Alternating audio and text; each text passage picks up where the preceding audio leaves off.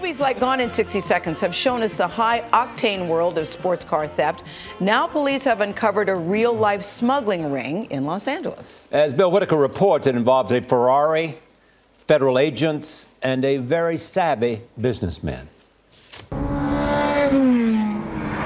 They're fast, furious, exhilarating. Ask anyone at the exotic racing school in Las Vegas as they test drive some of the world's highest performing cars.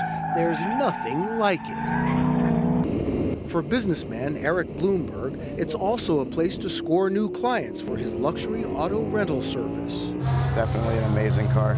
But Bloomberg is missing a car in his fleet these days, a 2010 black Ferrari Italia. He noticed something was wrong almost immediately after renting it out to a seemingly legitimate customer for the going rate of $2,000 a day. In the cars, we have a few different tracking systems in place. I found this car wasn't moving for a few days, so that's rare because of the cost per day. Using GPS, he tracked the car to its last known location, a nondescript warehouse near the ports of Los Angeles and Long Beach.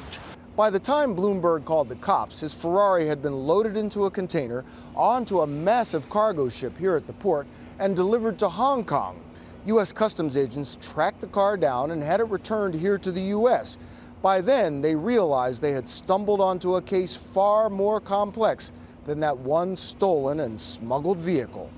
So how much would this car fetch in Hong Kong? This vehicle was a little over $200,000 here in the United States and would probably bring double that in Hong Kong on the black market. So about $500,000. About $500,000 for this single vehicle. A lot of money, but still cheaper than buying it legally overseas when you figure in taxes and shipping costs. Using tracking data from the Ferrari's container, customs agents recovered a total of 20 stolen high-end cars exported or about to be from this port. Law enforcement officers believe they had been driven off car dealership lots by people with fake IDs. Some will be just false social security numbers. Some will be fraudulent names, enough to prevent us from trying to find out who the actual person is that walked into that dealership on that day. According to investigators, finding stolen cars, many shipped in pieces, can be like finding a needle in a haystack. More than 20,000 containers pass through the ports of LA and Long Beach every day. More than 500 vehicles are exported daily. Last year, customs officers here seized 61 smuggled vehicles worth $1.8 million. This haul alone is worth almost that much, $1.5 million. It's like a cat and mouse. I mean, you raise your game, they raise their game, and you end up with 20 vehicles being... Absolutely. We try to stay one step ahead of them, but more times than not, it's very difficult. No arrests have yet been made in this, the biggest seizure of smuggled cars in recent memory, and no one expects the illegal traffic to slow down anytime soon.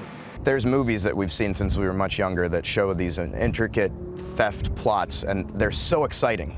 But yeah, it feels like a motion picture, doesn't it? The investigation continues, but Eric Bloomberg just wants to get his car back and his business back on track. For CBS This Morning, Bill Whitaker, Los Angeles.